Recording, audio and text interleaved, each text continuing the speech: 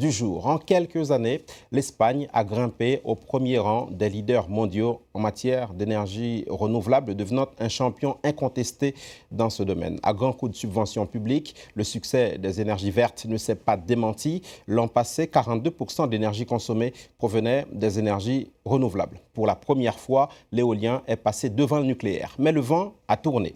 En raison de la crise économique, le gouvernement espagnol a décidé de réduire drastiquement les financements pour combler les déficits.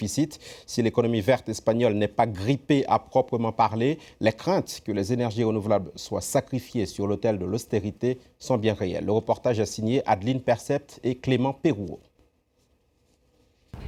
Au pays des moulins à vent, ce n'est pas un mirage. L'Espagne est le premier pays au monde où le vent devient la première source d'énergie devant le nucléaire. Alors que le taux de chômage est toujours à 26%, beaucoup d'Espagnols comptent sur les énergies renouvelables pour créer de l'emploi. À Madrid, cette formation de technicien de maintenance des éoliennes ne désemplit pas. C'est un poste qui a de l'avenir. Il va falloir moderniser nos parcs éoliens. On va entrer dans une phase où il faudra les démonter et en installer de nouveaux. Beaucoup de ces élèves sont sans emploi depuis longtemps, comme cet architecte au chômage depuis 4 ans.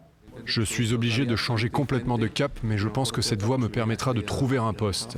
De fait, les grandes entreprises ibériques sont parmi les leaders mondiaux de l'éolien et c'est le territoire espagnol qui leur a servi de laboratoire.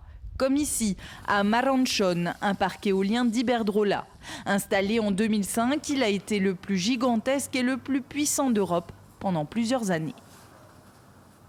Ce qui faisait la nouveauté de ce parc, c'était son nombre très important d'éoliennes, concentrées dans un même espace, et de plus des éoliennes de nouvelle génération, plus puissantes, 2 MW. Tout cela en faisait une installation pionnière.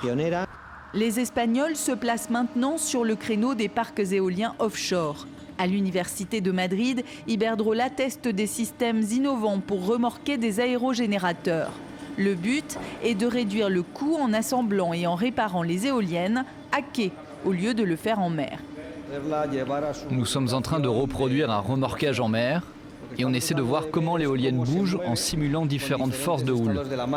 Mais ces projets de recherche vivent du soutien financier de l'État accordé avant la crise.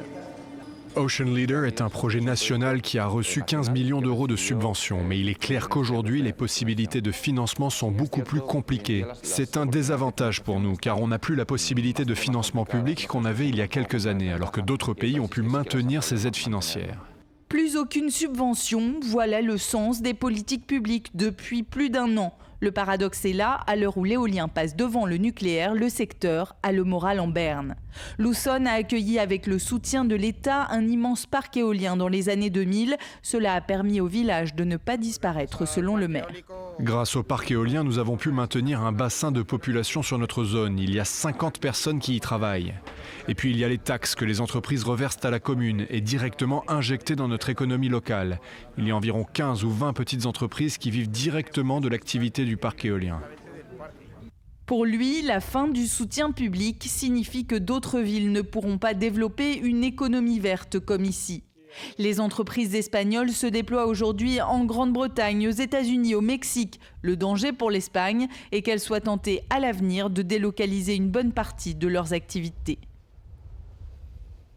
C'est l'heure du journal des sports. Au sommaire, ce triplé historique pour les Français à Sochi. Il y aura aussi du foot avec ce nul concédé en Ligue Europa par Lyon qui conserve du coup ses chances de qualification.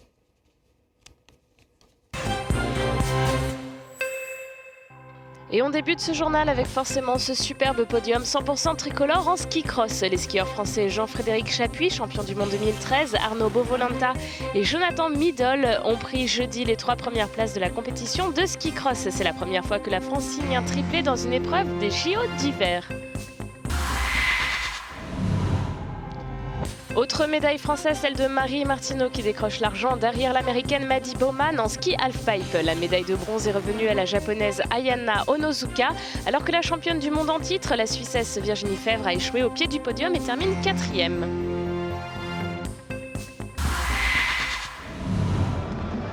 Lyon a préservé ses chances de qualification après avoir obtenu un résultat nul 0-0 jeudi sur le terrain du club ukrainien d'Odessa en 16e de finale aller de Ligue Europa. La rencontre s'est normalement disputée malgré le jour de deuil national décrété en raison des événements tragiques déplorés lors de l'insurrection dans la capitale ukrainienne située à 400 km d'Odessa. L'Olympique lyonnais reste invaincu cette saison en phase de groupe de Ligue Europa. Le match retour aura lieu dans 8 jours au stade de Gerland.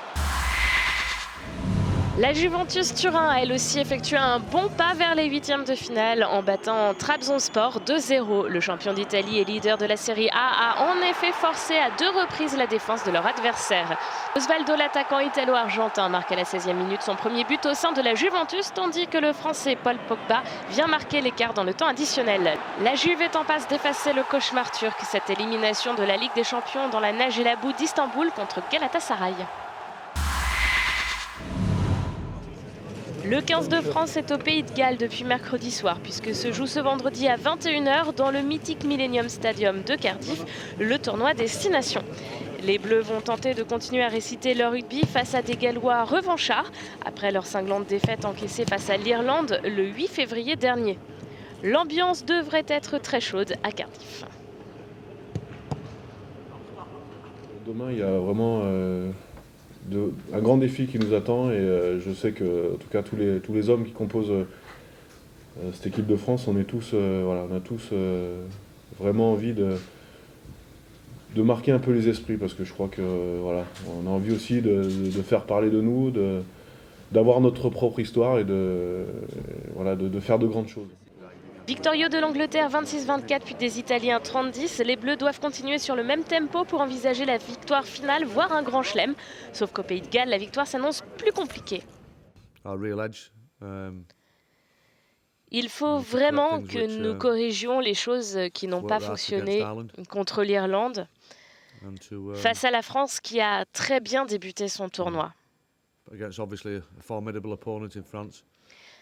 C'est très certainement l'adversaire qu'il nous faut après avoir joué contre l'Irlande.